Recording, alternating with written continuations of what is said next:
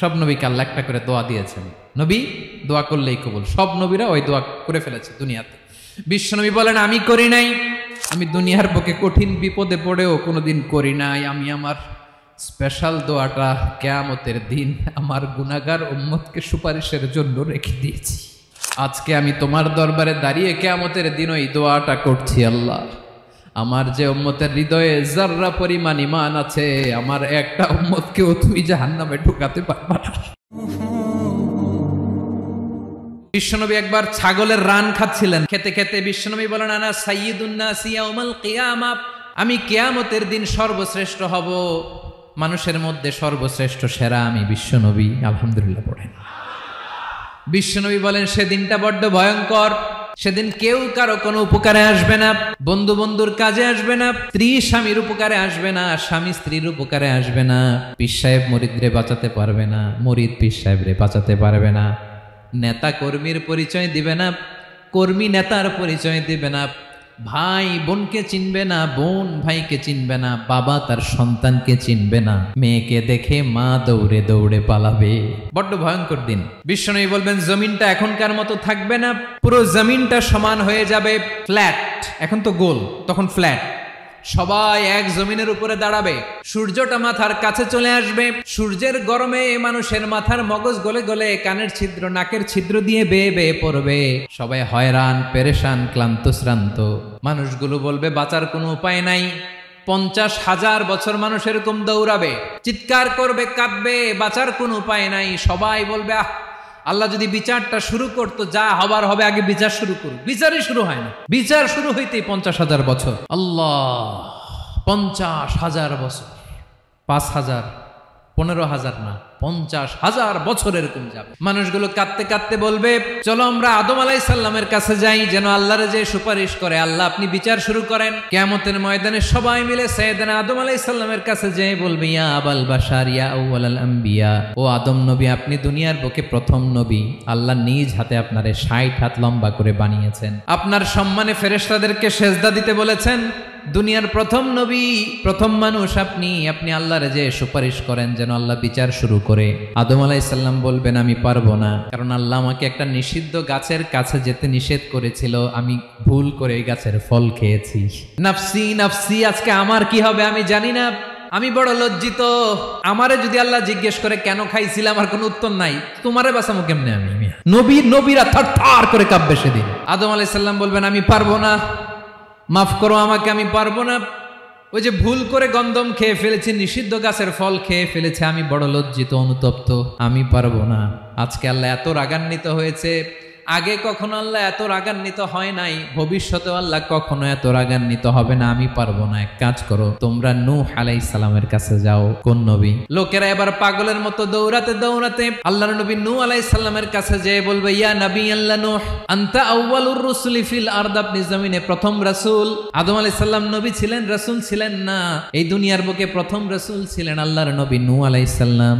সবাই বলবে ও নবী আল্লাহ নূহ, রাসূল আল্লাহ নূহ, আল্লাহ আপনাকে আবদান শাকুরা, শুকর গুজার বান্দা বলে কোরআনে বলেছে। কোরআনে নূহ আলাইহিস সালামের নামেও সূরা আছে না নাই? আপনি আল্লাহর প্রিয় বান্দা, প্রিয় রাসূল।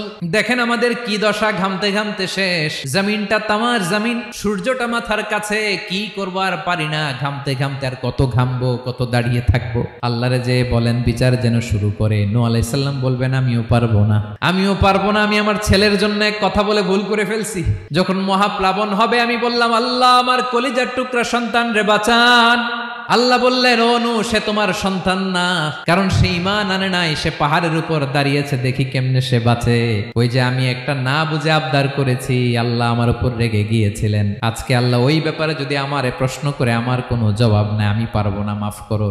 তোমরা সবাই মিলে আল্লাহর খালিল ইব্রাহিম আলাইহিস সালামের কাছে যাও। লোকগুলো পাগলের মতো খুঁজতে আরম্ভ করবে, অযুত লক্ষ নিযুত কোটি মানুষের ভিড়ে আল্লাহর খালিল ইব্রাহিমকে যে বলবে ইয়া খালিলুল্লাহ, ও আল্লাহর খালিল, আল্লাহ আপনাকে বড্ড ভালোবেসেছেন, আপনি কাবা বানিয়েছেন, আল্লাহ আপনাকে বড্ড পছন্দ করেন।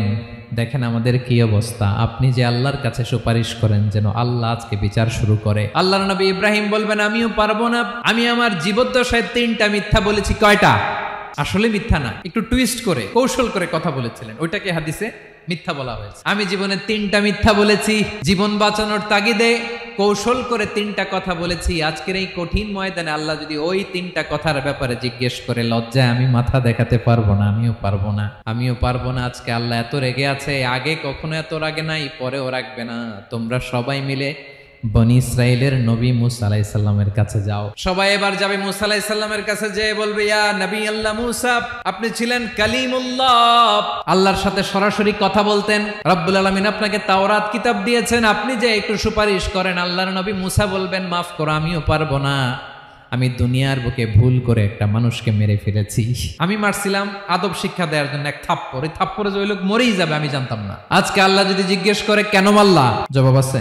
ওই লজ্জায় আমি অনুতপ্ত, আমি পারবো না, আমার এই কথা বলো না। আজকে আল্লাহ বড্ড রেগে আছে, আমি পারবো না। তোমরা আল্লাহর নবী ঈসা আলাইহিস সালামের কাছে যাও। কিয়ামতের ময়দানে মানুষগুলো পাগল পাড়া হয়ে আল্লাহর নবী ঈসা আলাইহিস সালামের কাছে যাবে, যে বলবে, নবী ঈসা আপনি রূহুল্লাহ, বাবা ছাড়া আল্লাহ আপনাকে বানিয়েছেন, ইনজিল কিতাব দিয়েছেন, মৃত মানুষকে আপনি জীবিত করতে পারতেন। আজকের এই কঠিন বিপদের দিনে আপনি আমাদের সাহায্য করেন। আল্লাহর কাছে যে বলেন যেন বিচার শুরু করে। ঈসা আলাইহিস সালাম বলবেন, আমিও পারবো না।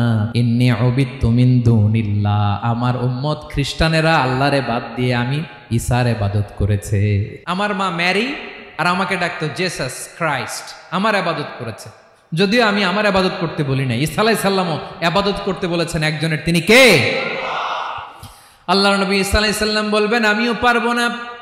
আজকে আল্লাহ অনেক রেগে আছে, আমি পারবো না। তবে একটা পরামর্শ দিতে পারি, একটা সাজেশন দিতে পারি। আজকের দিনে এই কঠিন মুসিবতের কালে, এই কঠিন সময়ে কেউ আল্লাহর দরবারে দাঁড়িয়ে একটা টু শব্দ করার ক্ষমতা কারো নাই, একমাত্র আখিরি জামানার পয়গাম্বর বিশ্বনবী মুহাম্মদুর রাসূলুল্লাহ ছাড়া।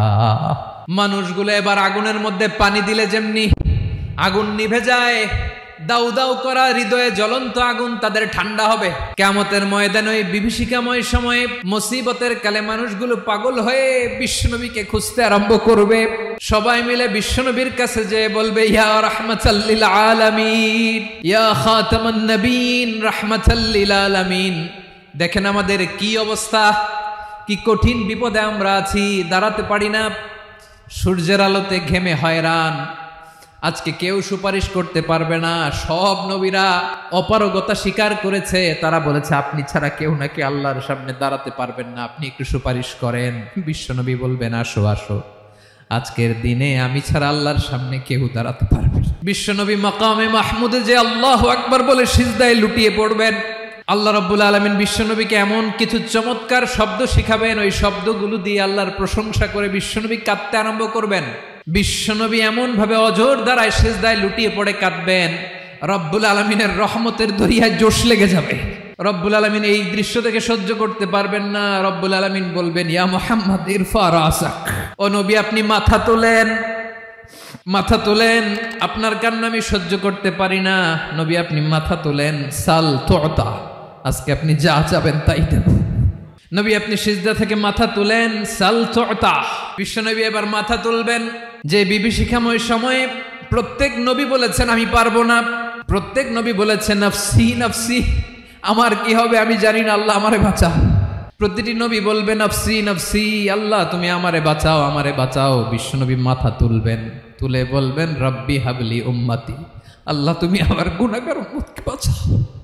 এই দুনিয়ার বুকে রব্বুল আলামিন সব নবীকে একটা করে দাওয়া মুস্তাজাবা দিয়েছেন, মানে যে দোয়া করলে কবুল হয়ে যায় সাথে সাথেই। দাও বিহা, দুনিয়ার সব নবীরা ওই দোয়াটা দুনিয়ায় করে ফেলেছে। সব নবীকে আল্লাহ একটা করে দোয়া দিয়েছেন, নবী দোয়া করলেই কবুল। সব নবীরা ওই দোয়া করে ফেলেছে দুনিয়াতে। বিশ্বনবী বলেন আমি করি নাই। ওয়া ইন্নী আখতাবিউ দাওয়াতি শাফাআতান লি উম্মতি ইয়াউমাল কিয়ামাহ, আমার ওই স্পেশাল দোয়াটা আমি দুনিয়ার বুকে কঠিন বিপদে পড়েও কোনোদিন করি নাই। আমি আমার স্পেশাল দোয়াটা কিয়ামতের দিন আমার গুনাহগার উম্মতকে সুপারিশের জন্য রেখে দিয়েছি। আল্লাহ বলবেন নবী ইরফা রাসাক, মাথা তোলেন, আর কাটবেন না। বিশ্বনবী মাথা তুলবেন। আল্লাহ বলবেন সাল তুতা, আপনি যা চাবেন তাই দেব। ওয়াশফা তুশাফা, সুপারিশ করেন, সুপারিশ কবুল করব। বিশ্বনবী বলবেন আল্লাহ ওই স্পেশাল দোয়াটা দুনিয়াতে করি নাই, আজকে আমি তোমার দরবারে দাঁড়িয়ে কিয়ামতের দিন ওই দোয়াটা করছি। আল্লাহ আমার যে উম্মতের হৃদয়ে যাররা পরিমাণ ঈমান আছে, আমার একটা উম্মতকেও তুই জাহান্নামে ঢুকাতে পারবা না।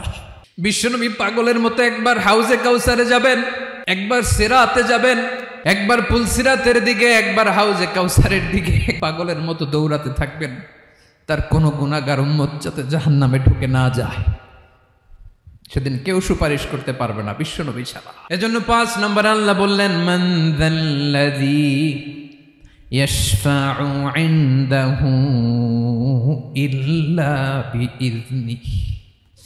কার সাহস আছে, কার এত বড় বুকের পাটা কিয়ামতের কঠিন দিন আল্লাহর সামনে দাঁড়িয়ে সুপারিশ করবে? কারো ক্ষমতা নেই, কারো ক্ষমতা নাই।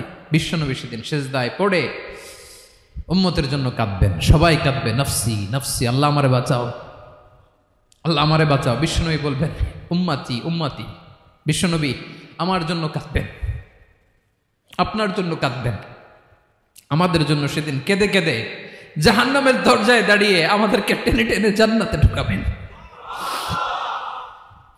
এজন্য এই বিশ্বনবীর ভালোবাসা যেন আমাদের হৃদয়ে ভরপুর থাকে। আমার ভাইয়েরা, প্রতি শুক্রবার বিশ্বনবীর উপরে বেশি বেশি যেন আমরা দুরূদ পড়ি। আমরা যখন বিশ্বনবীর সালাম দেই, দুরূদ পড়ি,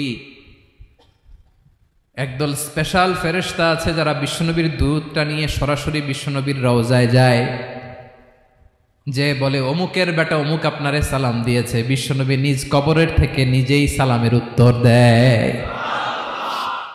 বিশ্বনবীর ভালোবাসা যেন আমাদের হৃদয়ে থাকে, বিশ্বনবীর সুন্নাহ দিয়ে যেন আমাদের জীবনটাকে সাজাই। পারা যাবে ইনশাআল্লাহ। বিশ্বনবীর ভালোবাসা ছাড়া কেউ জান্নাতে ঢুকতে পারবে? বিশ্বনবীর পক্ষে আমরা বলবো, বিশ্বনবীর পক্ষে আমরা লিখব, বিশ্বনবীর জন্য আমরা আমাদের কলিজার রক্ত বিলিয়ে দিব, ঠিক কিনা বলেন? সেদিন বিশ্বনবী ছাড়া কেউ সুপারিশ করতে পারবে না।